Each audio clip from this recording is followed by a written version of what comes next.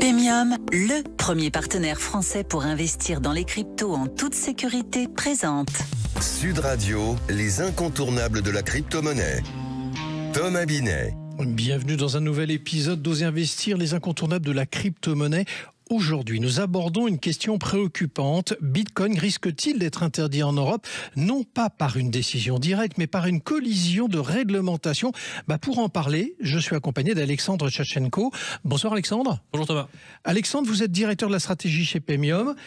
Récemment, Alexandre, le Comité européen de la protection des données, le CEPD, a publié des lignes directrices très alarmantes pour Bitcoin. De quoi s'agit-il exactement? Éclaircissez-nous cette situation. Tout à fait. Alors en avril 2025, le CEPD, donc effectivement Comité européen pour la protection des données, c'est l'équivalent de la CNIL française, il a publié des recommandations qui affirment que certaines données essentielles au fonctionnement de Bitcoin en particulier peuvent constituer des données personnelles puisqu'elles permettent, même indirectement, d'identifier des personnes physiques. Et on parle notamment de ce qu'on appelle les clés publiques. Les clés publiques, c'est quoi? Elles servent à générer des adresses. Donc c'est pour recevoir des bitcoins, on donne une adresse et donc on reçoit une transaction.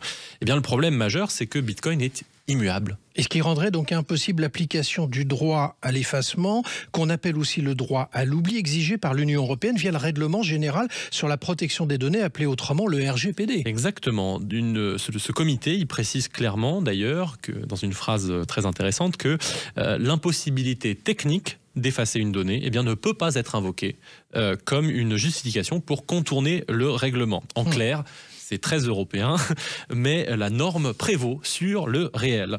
Et donc, c'est évidemment très conceptuel. Mais ils vont même jusqu'à suggérer, d'ailleurs, que si l'effacement des données est impossible, la seule solution pourrait être de supprimer tout simplement l'entièreté de Bitcoin, ce qui est également impossible. Oui, mais cela semble quand même irréalisable. Y aurait-il une alternative? Oui, heureusement, le comité propose comme alternative à donc cette suppression entière de Bitcoin, l'anonymisation des données avant leur utilisation sur Bitcoin. Cette anonymisation, pourquoi? Parce qu'elle permet d'échapper à la qualification de données personnelles, puisqu'évidemment, ce n'est plus une donnée personnelle. Et donc, on n'applique plus les recommandations du CEPD qui ne s'appliquent qu'aux données personnelles. Et en cela, le comité a raison. Il est bien plus sécurisé d'anonymiser des données avant d'utiliser Bitcoin. Mais est-ce possible quand même d'anonymiser?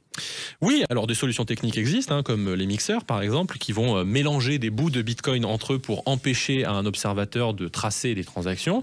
Mais voilà, ces techniques essentielles à la sécurité et à la protection des données personnelles et très justement recommandées par le Comité européen de protection des données, elles sont précisément celles qui sont visées et interdites par la réglementation anti-blanchiment. Et du coup, c'est donc là la fameuse collision réglementaire? Exactement. Et chaque année, ça empire. Vouloir une vie privée est de plus en plus assimilé à une activité criminelle. Les plateformes d'échange doivent maintenant identifier leurs utilisateurs. L'anonymat est interdit avec des sanctions très lourdes. Encore récemment, en France, on a eu le vote sur la loi contre le narcotrafic, dans lequel on a tout simplement instauré, tenez-vous bien, une présomption de culpabilité de blanchiment d'argent dès lors qu'on utilise une des techniques qui sont elles-mêmes recommandées par l'Europe pour se protéger. Alors c'est complètement ubuesque, évidemment. Donc si je vous comprends bien, si on anonymise les données, on est criminel, et si on ne le fait pas, on viole le RGPD. Exactement. Ubuesque. C'est une impasse réglementaire. Ça signifie que sans même prononcer d'interdiction officielle, Bitcoin pourrait devenir illégal de facto, puisqu'il y a incompatibilité entre deux réglementations. Il n'existerait donc aucun scénario dans lequel on peut utiliser Bitcoin en respectant toutes les lois. Mais alors est-ce que ça signifie clairement que tout ça serait définitif? Non, pas tout à fait, parce que pour l'instant, ces recommandations n'ont pas force de loi. Et donc, il y a une consultation publique qui vient d'ailleurs de se terminer, dont on attend les conclusions. Mais surtout dans le fond, au-delà de cette consultation et de ce sujet en particulier, ça montre surtout que la réglementation anti-blanchiment est devenue hors de contrôle. Elle s'oppose à des règles de sécurité et d'hygiène numérique de base. Et donc, ce n'est pas la vie privée qui est problématique, évidemment. C'est une liberté fondamentale dans la Déclaration des droits de l'homme. mais c'est bien la surveillance généralisée et disproportionnée qui est un problème. Et ça, il faut absolument que ces dérives liberticides cessent en Europe, de façon ironique. Bitcoin étant incensurable, son interdiction de facto n'aurait pour autre conséquence que de démontrer qu'on en a tous besoin.